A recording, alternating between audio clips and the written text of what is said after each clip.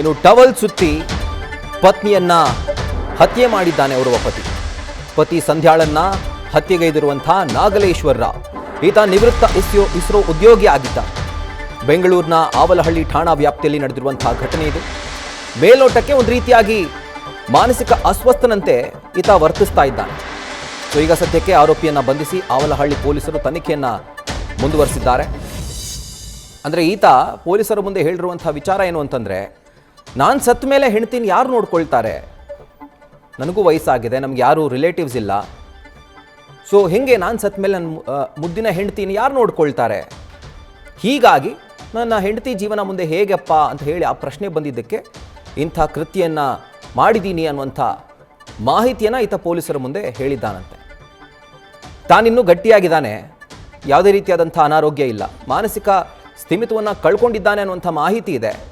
But ಇದೇ ಕಾರಣಕ್ಕೆ ಮುಂದೆ ಆಗುವಂಥ ಅಥವಾ ಮುಂದೆ ಸಂಭವಿಸುವಂಥ ಘಟನೆಗಳನ್ನು ಈಗಲೇ ಕಲ್ಪನೆ ಮಾಡಿಕೊಂಡು ಈ ರೀತಿಯಾದಂಥ ಒಂದು ಕೃತ್ಯವನ್ನು ಎಸಗಿದ್ದೀನಿ ಅನ್ನುವಂಥದ್ದು ಈತನ ವಾದ. ಆದರೆ ಪೊಲೀಸರು ಕರೆಕ್ಟಾಗಿ ತನಿಖೆ ಮಾಡಿದಂಥ ಸಂದರ್ಭದಲ್ಲಿ ಈ ಕೊಲೆಯ ಅಸಲಿ ಕಾರಣ ಏನು, ಅಥವಾ ಈತ ಹೇಳಿರುವಂಥ ರೀಸನ್ನೇ ಅಸಲಿ ಕಾರಣನ, ಇದೆಲ್ಲವೂ ಕೂಡ ಗೊತ್ತಾಗುತ್ತೆ. ತಾನು ಸತ್ತ ನಂತರ ನನ್ನ ಹೆಂಡತಿ ಜೀವನ ಹೇಗೆ ಅನ್ನುವಂಥ ಒಂದು ಪ್ರಶ್ನೆಯನ್ನು ಇಟ್ಕೊಂಡು ತಾನೇ ಕಲ್ಪನೆ ಮಾಡಿಕೊಂಡು ತನ್ನ ಪತ್ನಿಯನ್ನೇ ಟವಲ್ ಸುತ್ತಿ ಉಸಿರುಗಟ್ಟಿಸಿ ಈತ ಕೊಲೆ ಮಾಡಿದ್ದಾನೆ. ಹೇಳ್ಕೊಳ್ಳೋದಕ್ಕೆ ನಿವೃತ್ತ ಇಸ್ರೋ ಉದ್ಯೋಗಿ, ಮಾಡಿರೋದು ನೋಡಿದ್ರೆ ಇಂಥ ಕೆಲಸ.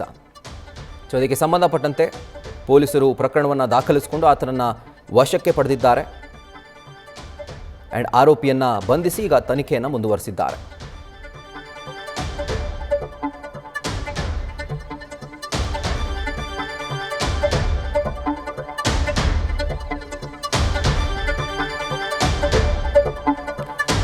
ನೋಡಿ, ಈಗ ಒಂದು ವಿಷಯ ಕೂಡ ಇದೆ. ಇವರ ಮಗಳೊಬ್ಬರು ಅಮೇರಿಕಾದಲ್ಲಿದ್ದಾರಂತೆ. ಸೊ ಪ್ರಶ್ನೆಯಲ್ಲಿ ಉದ್ಭವಿಸುತ್ತೆ, ಈತ ಸತ್ತ ನಂತರ ಪತ್ನಿ ಮಗಳೊಟ್ಟಿಗೆ ಇರ್ತಾ ಇದ್ರು, ಅವ್ರು ಇಲ್ಲಿಗೆ ಬರೋದು, ಇವ್ರು ಅಲ್ಲಿಗೆ ಹೋಗೋದು, ಏನೋ ಒಂದು ಆಗಿರೋದು. ಬಟ್ ಯಾಕೋ ಈ ಒಂದು ಪ್ರಕರಣ ಇದೆಯಲ್ಲ, ಹಲವು ಸಂಶಯವನ್ನು ಮೂಡಿಸ್ತಾ ಇದೆ. ಅದರ ಜೊತೆಗೆ ಈತ ಮಾನಸಿಕ ಅಸ್ವಸ್ಥನಂತೆ ವರ್ತಿಸ್ತಾ ಇದ್ದಾನೆ ಅನ್ನೋದು ಕೂಡ ಇದೆ. ಸೊ ಬಹುಶಃ ಎಲ್ಲೋ ಒಂದು ಕಡೆ ತಲೆ ತಿರುಗಿ ತಲೆ ಕೆಟ್ಟು ಈ ರೀತಿಯಾಗಿ ಮಾಡಿದ್ದಾನೆ ಏನೋ. ಪೊಲೀಸರು ಅದನ್ನು ಪತ್ತೆ ಹಚ್ಚಬೇಕು. ಇದರ ಕುರಿತಾಗಿ ಡೀಟೇಲ್ಸನ್ನು ಕೊಡ್ತಾರೆ ನಮ್ಮ ಪ್ರತಿನಿಧಿ ಅಂಕಿತಾ ರಾಯ್.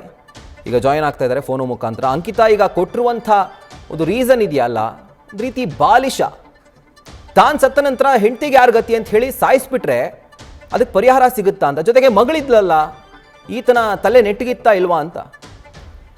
ಸದ್ಯ ಈ ರೀತಿಯ ಪ್ರಶ್ನೆಗಳು ಮೂಡ್ತಾ ಇರುವಂತದ್ದು ರಾಹುಲ್. ಯಾಕೆಂತಂದ್ರೆ ತನ್ನ ಪತ್ನಿಯನ್ನೇ ಈ ರೀತಿಯಾಗಿ ಬರ್ಬರವಾಗಿ ಕೊಲೆಯನ್ನ ಮಾಡಿ ಅದಲ್ಲದೆ ಪೊಲೀಸರಿಗೆ ಹೇಳಿರುವಂತಹ ಕಾರಣವನ್ನ ಕೇಳಿದ್ರೆ ನಿಜಕ್ಕೂ ಕೂಡ ಶಾಕ್ ಅನ್ಸುತ್ತೆ. ಅಂದ್ರೆ ಒಂದು ಸಣ್ಣ ಕಾರಣಕ್ಕೆ, ಒಂದು ಸಿಲ್ಲಿ ರೀಸನ್ಗೆ ಈ ರೀತಿಯಾಗಿ ಕೊಲೆ ಮಾಡುವ ಮಟ್ಟಕ್ಕೆ ಹೋಗ್ತಾರೆ ಅಂತಂದ್ರೆ ಅವರ ಮನಸ್ಥಿತಿ ಎಂತದ್ದು ಅಂತ ಹೇಳಿ ಮೇಲ್ನೋಟಕ್ಕೆ ಮಾನಸಿಕ ಅಸ್ವಸ್ಥನಂತೆ ಕಾಣ್ತಾ ಇದ್ದಾರೆ. ಸದ್ಯಕ್ಕೆ ಪೊಲೀಸರು ಕೂಡ ವಶಕ್ಕೆ ಪಡೆದುಕೊಂಡು ವಿಚಾರಣೆಯನ್ನ ನಡೆಸ್ತಾ ಇದ್ದಾರೆ. ಆವಲಹಳ್ಳಿ ಪೊಲೀಸ್ ಠಾಣಾ ವ್ಯಾಪ್ತಿಯಲ್ಲಿ ನಿನ್ನೆ ರಾತ್ರಿ ಸುಮಾರು 11 ಗಂಟೆಗೆ ಈ ಒಂದು ಘಟನೆ ನಡೆದಿರುವಂತದ್ದು. ಪತ್ನಿ ಸಂಧ್ಯಾಳನ್ನ ಪತಿ ನಾಗಲೇಶ್ವರ ಕತ್ತು ಹಿಸುಕಿ ಕೊಲೆಯನ್ನ ಮಾಡಿರುವಂತದ್ದು. ಕಾರಣ ಏನು ಅಂತಂದ್ರೆ, ತಾನು ಸತ್ತ ಬಳಿಕ ಪತ್ನಿಯನ್ನ ನೋಡ್ಕೊಳ್ಳೋದಕ್ಕೆ ಯಾರು ಇರಲ್ಲ, ಆಕೆ ಒಂಟಿಯಾಗ್ಬಿಡ್ತಾಳೆ ಅನ್ನೋ ಒಂದು ಭಯಕ್ಕೆ ಈ ರೀತಿಯಾಗಿ ಮಾಡಿದ್ದೀನಿ ಅಂತ ಹೇಳ್ತಾ ಇದ್ದಾಳೆ.